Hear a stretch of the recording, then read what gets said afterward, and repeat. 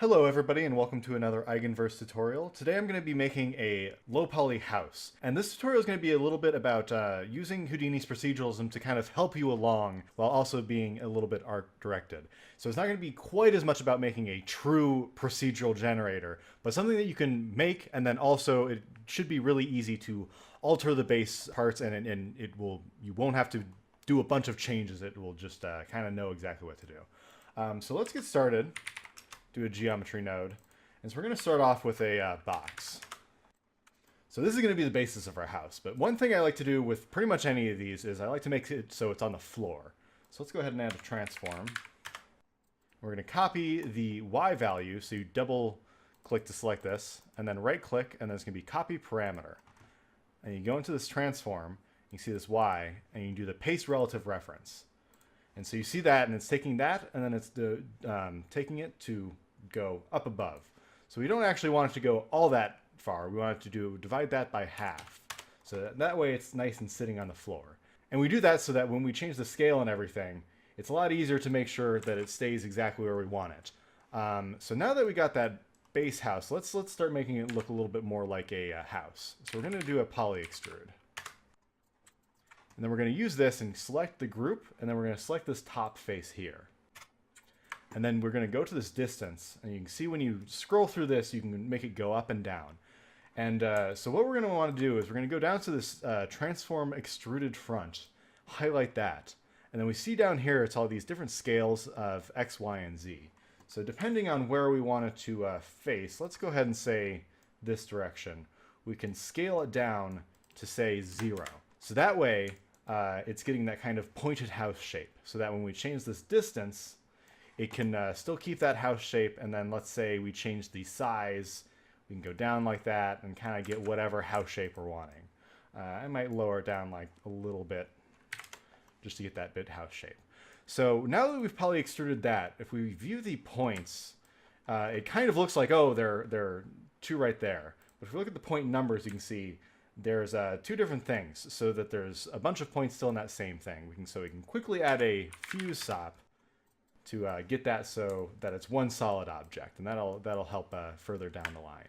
So now that we got this, it's the house shape, but I know for a lot of houses I want to walk inside of it, and it's not always the case where you might just want something that looks cool on the outside, but generally it's a lot cooler if you can actually go inside of it. So what we're going to do is poly extrude it again. And then just do everything, and you can see this distance. So when you're poly extruding everything and you look inside of it, it's just one little thing. It's still hollow, and it's just expanding it. So that's when you want to go to this back group, and you can do output back. That's when you can kind of see it has this outside, and then we can do a little wireframe to look on the inside. So that's when you're creating these walls. So another thing that's really important with this, I'm going to go ahead and set this to like 0.5 or so. You can change that later. So when we select this, it says all these options for front group, back group, side group, and everything like these. These make it really easy to create some sort of group, and you can select everything by those groups further on down the line. So with this front group, instead of saying extrude front, let's go ahead and call this the outside. So then we're creating a group that says outside. And when we're doing the back group, it's the inside. So let's go ahead and call this the inside. Let's unwireframe this. And let's give it a quick test by doing a color node, and we can go ahead and say the primitive. So why bother naming the outside and inside? It's so that it makes it easier to say add a color node, and we can select the inside and make that say white, and then add another color and go ahead and select that as the outside and say let's make that a little bit darker. So that way we can see it's the inside is nice and white and the outside is nice and dark. This makes it easy so that when we change anything, we won't have to manually select these inside and outside faces. It knows based on these, no matter what we do after this, it kind of knows what these groups are going to be. So now that we got this still basic house, we're going to need to actually add a little bit of a roof. So let's do that. So with this, I'm going to, once again, kind of just manually select these two faces. And then you can go ahead and see this distance out here to add the start of our roof. So now that we got that, a big part of house roofs that I've seen is they don't just go like that. They kind of are on the outside here, and they extrude a bit on the these sides. So one way to get that is we can do a poly extrude, and we can do this like we were doing before, and then hit Shift and A, and then you middle mouse, and then you can loop select that. So you can push Enter and go like that. Or we can use our previous method of naming the group right here. And we can say, we're going to output the side group. Let's call this a roof side. And while we're at it, I'm going to actually just name this output front roof. So that hopefully when we go here and we say, what group should we do this on? We want it on the roof sides. So that way it knows that this group we called here, it's going to do it on that. And that sort of just makes it a little bit easier for us to do some things. That way, if I end up changing anything, it'll know that's the roof side. And we can do the same thing with calling these groups. Let's go ahead and call these both the roof. Let's go ahead and do a color node again. We want this to be over the roof, and we want it to be, let's say, red. So with these, it's saying the points, and I see all these red points right here, and that's because it's at the point, and we really want it to be the vertex. So you can see right here, that's getting the roofs to be nice and red. And while we're at it, let's go ahead and go back here, and let's also make these vertex colors. In general, if you're making something for games like Unreal Engine or something, it recognizes the vertex colors. It doesn't, having the point it does have its uses, but I find generally you're going to want them to be the vertex colors. So now that we've got this basic house shape, it still needs some doors and some windows and all that. It's kind of got the basic shape, but it doesn't quite look like a house yet. So let's get started on that. And so what I'm going to do, first hit L and kind of get this a little bit more organized. I'm going to create another box. Actually, I'm going to save myself a tiny bit of effort. Copy and paste these boxes here, because I know I'm kind of going to want it to stand on the ground. Let's go ahead and look at this box. Let's make it a little bit more door-shaped. That's looking a little bit more like a door. Let's make it a tiny bit, 0.5 there. So one thing to keep in mind with this is we got it to be on the floor. But for this next thing, I'm actually going to want it also on this part of the axis. So on this transform, let's go ahead and copy this point, the copy parameter. We're going to paste it here, do the same thing, divided by 2. So that way it is on this. So the reason I'm doing this is I'm actually going to copy the information from this box, and I want it to be easy to make it so it will go on this wall right here outside. So let's add another transform. And here we're going to copy the information on this box. So we can see right here, I'm going to want it on this wall. So let's copy this parameter, the Z, and then let's make sure you can say paste the relative reference and divide that by 2. So now you can see we're taking the original house's information and we're placing it right so it's going to be on this wall right here. So that when I change, let me view this and highlight that a little bit, so that when we change this information, it's going to take the door hole, which is going to be along with the further ride, so that way we know that we can change this to make it place it wherever we want along there, but we know that it's actually going to be on the floor and on the side of this house. So let's go ahead and actually cut this door out of the house. So we're going to do that with a Boolean. And Booleans are really nice and convenient. I personally kind of hate them because they end up causing a lot of issues. But as long as you use them right, there's kind of no way of getting around them. It's very easy. So right now, there's a bunch of different Boolean operations. One's intersection, but right now we're going to want to subtract. And we're going to subtract this from this. So let's go ahead and drag this door into here. Let's visualize that, and we can see it's now taking that door and punching a square rectangular hole out of this. So one quick issue to notice, and which is why I kind of have a fear of Booleans, you might say, is it's creating this little line right here. And I didn't tell it to do that. It just kind of did that. So one thing, if you care about the topology, you can kind of manually add some edge loops before or after to make sure it kind of cuts there and you can delete it. But most of the times you actually don't care. But the most important thing with a Boolean is after the final Boolean, or even in between Booleans, you want to add a divide node. And that makes it so it adds all these little triangular things everywhere. And this makes it so that it fixes the topology to a certain extent. Because if you don't have this, it thinks there's a giant n-gon here, and it gets really confused in, say, Unreal Engine or whatnot. So just adding a divide node afterwards usually fixes it all up. For right now, I'm going to leave that towards the end, and we can go ahead and, for a quick example, say, nah, the door doesn't look quite as good in the center. Let's go ahead and just move it a little bit more towards there, where you might expect a door to be. So now that we've gotten that door, I say it needs a window right here. So let's go ahead and save ourselves a little bit of trouble and copy this and paste that. So when we view this, we say, okay, we don't want our window to be rectangular. We want it to be square. So I'm kind of going to keep, you might see me doing this a bunch. And usually when you make these sort of generators, I spend most of my time doing this over and over again. I'm copying the parameters and saying paste relative reference.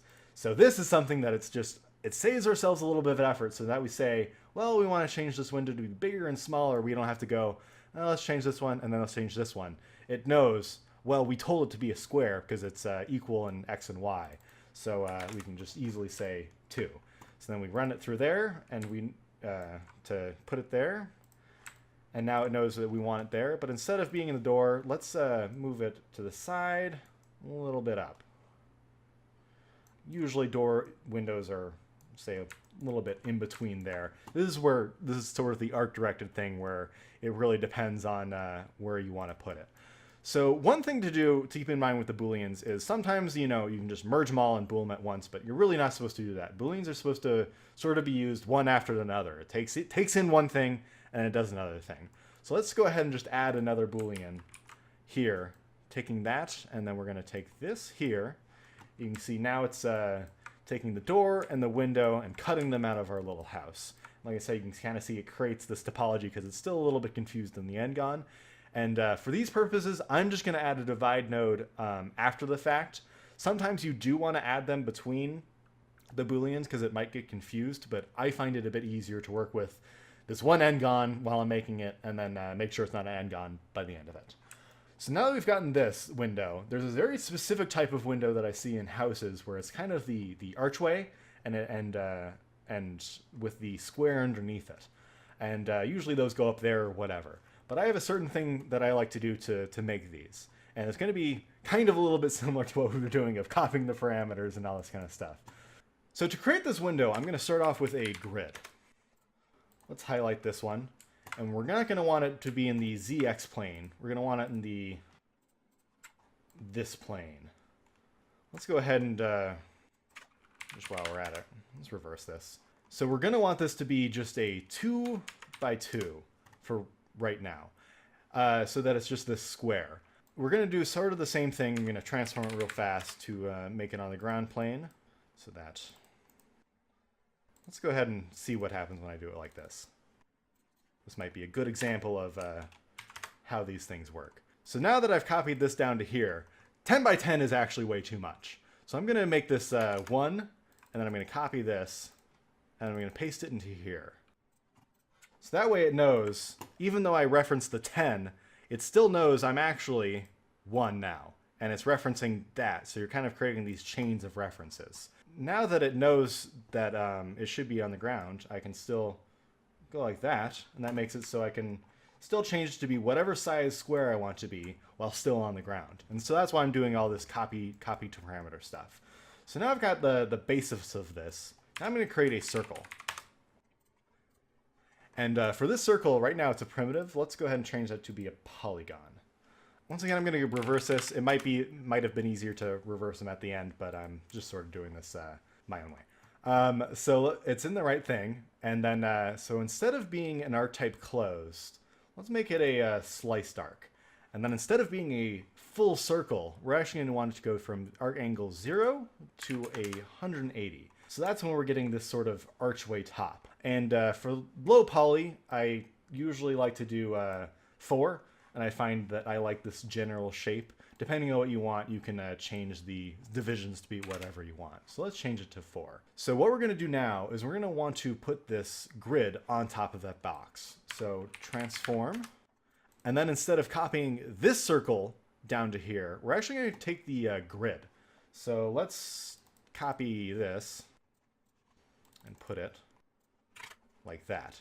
So that we merge them, you can see, hopefully. Oh, and I was in the habit of doing divided by 2, just kind of out of habit. In this case, we actually don't want divided by 2. We want to move it up by the actual length of this. So you can see right now, it's in the right position on the Y, but it's way too big. So we're going to copy this and then paste it on this radius. So then we're going to take this, copy it, and then paste it on this one. And then, because I'm not thinking it right, we're going to make this 2. And like I said, since we copied it, it kind of knows that these are now both supposed to be 0.1. So it's a lot of these copying and pasting, and it's sometimes hard to keep track of. You eventually get in the habit of just doing this a lot, or at least I do it a lot. So now that we're looking at this, I'm going to go ahead and push G. We can see that it's these lines, and then there should probably be a line here. And luckily, you can actually change that. And you can make the rows 2 and the columns 3. I sort of waited to show that just because I didn't want to just randomly say you do it 2 and 3 for no reason. So now you have it so that it's creating this nice little kind of topologically correct archway with the nice archway on top and the grid, and it ends up sort of that rectangular look. So now that we merge these, let's go ahead and fuse, because right now it's sort of just stacked on top of each other. And since we have this one line, it should fuse properly and create one single mesh. So now that we've got this basis done, we're gonna poly extrude. And so now that we poly extrude just everything, and we can scroll this and say the distance, and it's going into the Z direction. If we look at the back, we see that it's hollow. So that's when we're going to want to go down to this output back and just go ahead and select that. So now that we have something that is on the floor and is actually how we had it before with the other things that we changed it along the Y. So we're going to take the transforms, this transform, I'm going to copy this just to save myself a little bit of work and put it up there. So now we look at this, let's go ahead and view this. We can see right now it's just in the door position. Let's go ahead and manually move it. So we want it to be up, and then we're going to want to just go ahead and maybe zero this out so that's in the middle. So this is another thing that you can kind of just change to wherever you want it to be. So we're going to go ahead and take this. Let's do another Boolean. You're going to want the subtract. Add that in. Let's take a look. And yeah, that's exactly kind of what I wanted. So now we have these open holes for the house, but it doesn't quite look right yet because you don't usually just have these random holes in this house. But this is starting to allow us to say put a window there, and that you can see through it. Say if it's a translucent material, you really need this translucency hole to see through it. I'm gonna really quick just move this up a tiny bit just because it's bothering me. And all of these, luckily, I'll go ahead and show right now. This is all still stuff that we can change the size. You know, all those are staying the same. This is something where if we go down, we might need to manually change this later. But luckily, if we do this, you can see all those window holes and everything are coming along for the ride. So that means you can change the shape of your house pretty much however you want. So back to what I was getting before. We are going to actually need to create some door frames. And to do this, I'm going to use the information we created here to make these door frames. So I'm going to take this. I'm going to go ahead and start creating it a bit over here just to create some little bit organized. And the method I'm going to use is maybe a little bit weird, but this is what I found was the easiest for me to keep things kind of a little bit procedural. So I'm going to go ahead and blast this one part, and then I'm going to go ahead and select this delete non-selected. So that way I've gotten this nice plane right here so that it's where I want the initial door frame to be. So then I'm going to do a poly extrude. But here I'm not going to actually extrude it outwards, at least at first. I'm actually going to do an inset. And with this, I'm going to do a negative inset. Let's do, 0.5. As you can see, it looks weird and there's this crazy Z fighting. And that's because I'm actually going to want to not output the front. So with this, I've gotten something that creates that door frame look right exactly around where that door is going to be. So then I can take this, poly extrude it, and extrude it forward or whatever. And with this is something that you can either link it directly to the width of the wall, or you can say, well, I want it to be a little bit outward facing there. It's the same thing where it doesn't actually have a back, so let's go ahead and output that back. So that when we go ahead and let's add a merge to see, it's creating this door frame. And let's, instead of making it super big, make it just a little bit of a door frame. So this is something that, you know, it creates a nice little door frame that's always going to be perfectly aligned with this. It's so perfect, in fact, you kind of do sometimes end up with something called Z-fighting, which I think I mentioned earlier, where if there's something perfectly aligned with this, it might get confused of which ones of these should I display. So one quick fix, at least, you can do is add a transform, and then we're going to move centroid to origin, and then just go ahead and zero these out. So that way we've told it, we want it to be at the, really, it's pretending it's at the origin. So that way when we move it, it'll do exactly along this. And I'm going to do just like 0.99 or something like that. So it just gives it a little bit of information. I might go over in a different video a bit later of how to do this procedurally, because right now it doesn't keep track of this information. It manually runs Python, adds these values, and then we zero it out. So when we change this, it won't actually keep track of that. But that's a little bit, you need some facts, and I'm just not going to go over it in this video at least.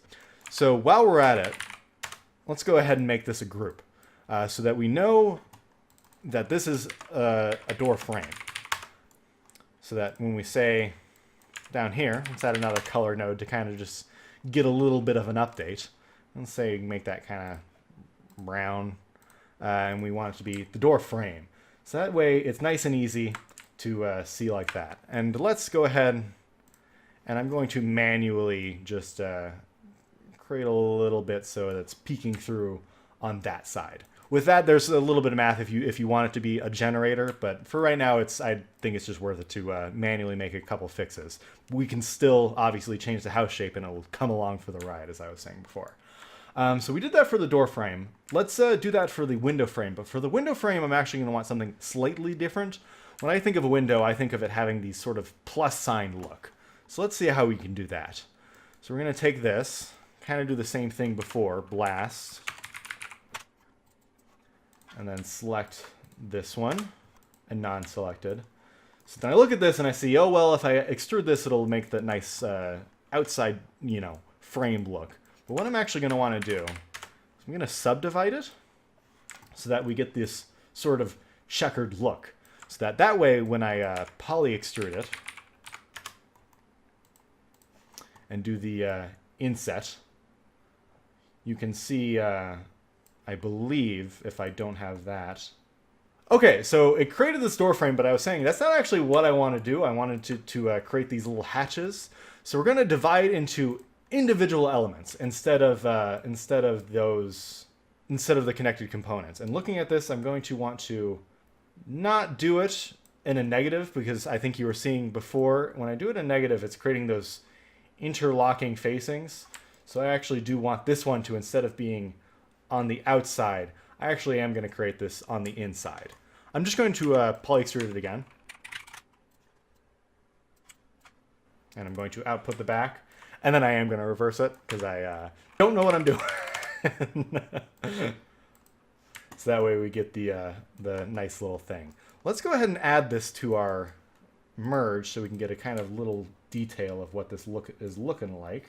It's looking pretty good. It's outsetting a little bit, but that's fine. So let's go ahead and do the same thing just real fast. Add this to a group, and then make this the window frame. And we can add colors at the end. So now we've come to, we want a window frame for this one. And it is actually going to be pretty similar to this one. And luckily with the way we made it, it's going to kind of be easy. So let's do the same thing. We're going to take the information from this transform. And just so you know, we're doing this, taking this so that when we just quickly show, if I want to move this, the door, it's taken the door frame along with it, which makes things easier down the line. So before I went on the little tangent, go ahead and blast that. And instead of now just one thing to selecting, we are gonna go ahead and select these. And one thing, you can click them, or you can do the Shift A to sort of to know it's an arc. It, you know, doesn't matter. And then we're gonna delete the non-selected. And I'm just doing that because it's a little bit easier than selecting everything else other than that. So with this one, we're gonna do the same thing of poly insetting it. We're not gonna need to subdivide it because in this case, these are actually exactly how I want the windows to look. So let's go ahead and try that. We're going to do the individual elements again and then not output the front. And you can see right now it's too big. So let's make it something like that. So you can see, to me, that looks like a kind of prototypical window frame where you have these windows divided into sections up here, and then you can say open up these two windows like that. I'm going to go ahead and just use the same methodology I did there of reversing it afterwards for no reason. And then you can see, that's pretty nice. Let's finally add it to a group. We'll call this one other window frame. Doesn't really matter what you call it. And let's go ahead and pop that into the merge. So let's go ahead and take a look at our progress right now. I think it's actually looking pretty good. We can maybe make this part skinnier and all that kind of, you know, some fine tuning or tweaking or whatever it is, adjustments later. But when I look at this, I'm like, what does it need? It needs a chimney. No house is complete unless you need a chimney. And that's pretty easy to do. So let's go ahead and take we're going to start off with a tube. And with this one, we're not going to want it to be primitives. We're going to want it to be a polygon. And with this columns, we're going to want it to be 4. And as you can see, it is rotated like that. So let's go ahead and rotate here 45. So that's there.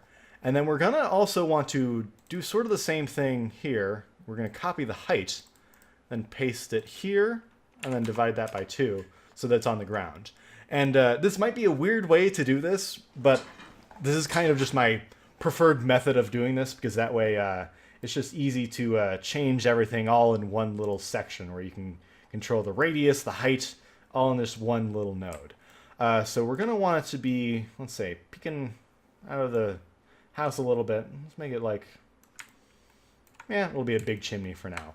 So we're going to take that, and then we're going to go ahead and poly extrude. And we're going to take it, just all of it, and poly extrude it, let's say outward, doesn't really matter. And then we're going to want to make sure it has those insides. And then for this, we're going to, I typically want, you have the chimney, so it's like that, and then you have this sort of part that bulges out and goes out like that. So one option is you can say poly loop here and then outset it. One thing that I like doing is poly extrude, and then we're just going to manually select these ones because I don't really feel like coming up with an algorithm to select those or whatever. Even it is actually pretty easy. I just don't feel like doing it. And that way we can create the specific bulging part, and we don't want to select the back. So this is going to be the height of the bulgy part, and then we're going to poly extrude again. Go ahead and select this ring out here, and select that out there. So this way we have something that is sort of that chimney shape, and luckily when we go here, say we want the radius scale to be a little bit shorter or a little bit more height or whatever, we can change those things and still have it keep its general shape. We might, you know, if you're making this procedural, you might not want to just have a specific distance of anything. You might want to have a ratio. That's usually what I end up doing, is saying instead of just 0.82, I might say, well, what's some sort of ratio of what we're copying up here, and then divide it or multiply it by something. But for right now, we can just say, let's go ahead and just art direct it. I did actually think it needs to be a little bit wider, and I think that's fine. Fine enough for now. So when we visualize the house as a whole, it might be a little bit too big, but right now it's in the center. So let's go ahead and transform it. Right now we're just gonna I think it's fine kind of in the center like that. So we're just going to kind of manually translate it in the X direction.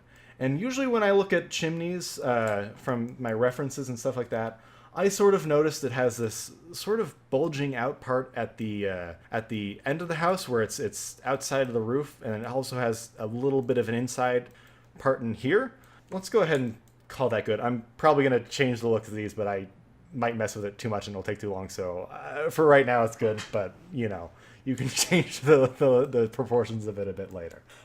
So right now that's looking kind of good, but one problem right now is we need another archway here for the door. And luckily, we already made an archway.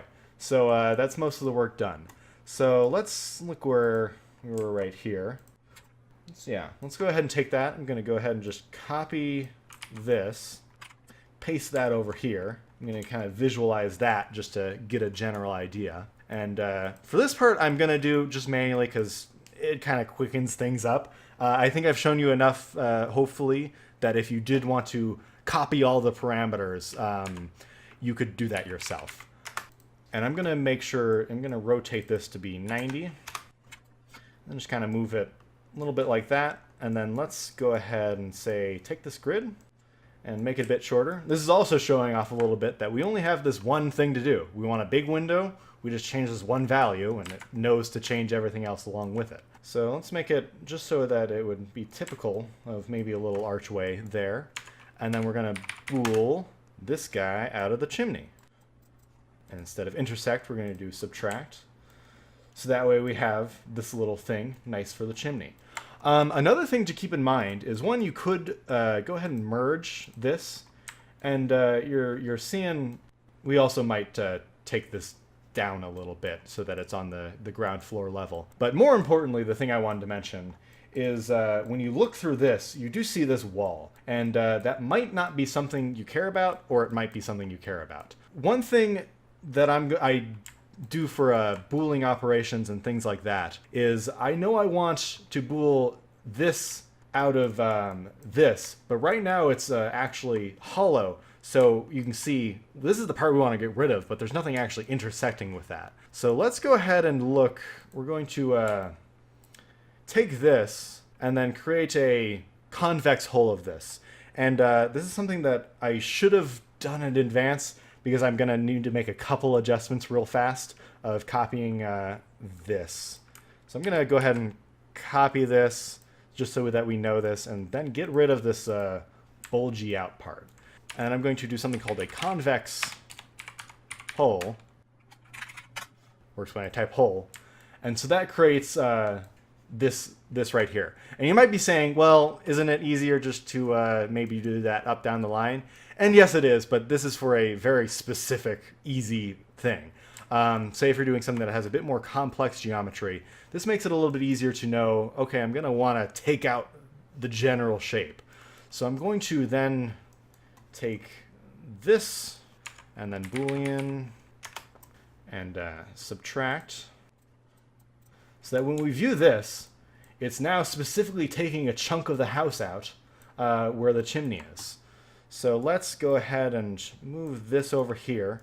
I'm going to cut this, which I do with Y. I don't know if I've ever described that before, but it's an easy way to do that. So now that I merge those together, you can see it's created something that has the chimney, and now it has kind of a bit more proper chimney-like thing. It has this little thing where we can go ahead and add something there so it's not leaking out or whatever.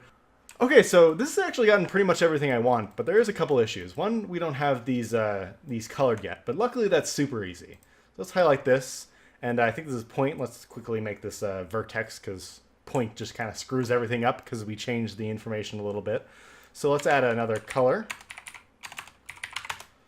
For right now, actually, I'm going to copy and paste this same one just to get the same color.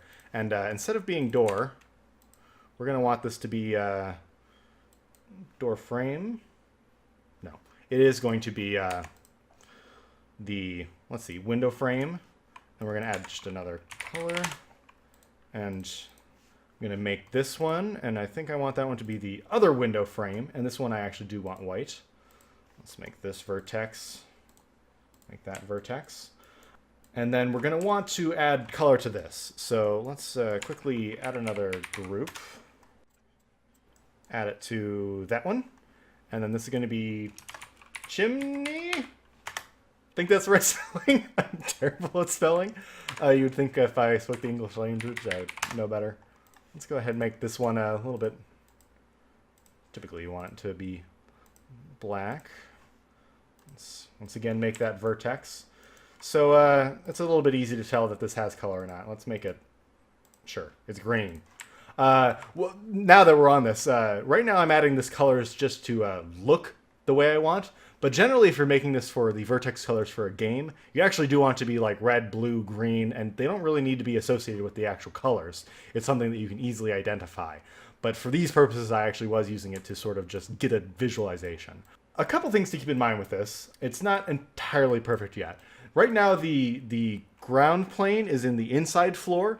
There might be situations where you want it to be on the outside floor, and you might want the chimney to be down here, and you can link the position to this chimney to the part that I was booling it out to make it easy. There's also this little, let me see in here, there's this little hole down here, and that's sort of an easy fix where for the final product, I'm just going to put a box there, but it's not worth your guys' time of seeing that. And then the last thing to keep in mind is the general idea of the proceduralism in generators and what this is.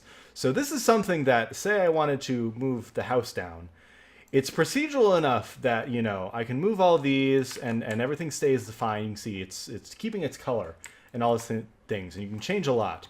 But the thing that doesn't make it a generator, or what I call a generator, is things like this group, and I selected the 5. And in an ideal world, you never want to select anything. You sort of want to always have some sort of information where you want it to know. So let's take a look at like this. And I knew I wanted to poly extrude these parts here. And I ended up just selecting them. The proper way is you probably put a vex code looking for the normals that are pointing outward. And you can, you know, make a group based on that and then extrude on that. That's something that if you are making, say, hundreds of houses, it's very much worth that. If you're making one house, it's not really worth it.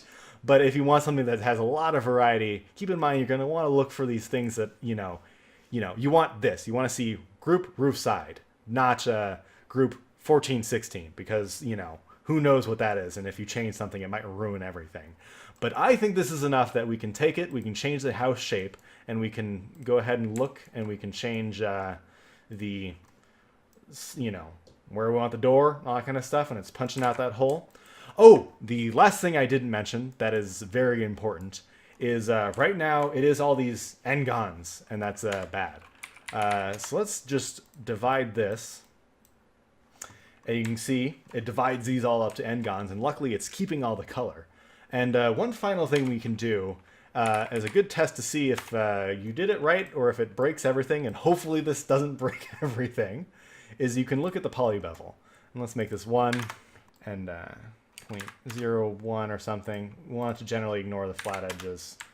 Let's quickly view this as normal.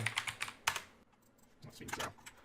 So it looks like everything actually did work. I don't see anything broken at hand, so that's a pretty good sign.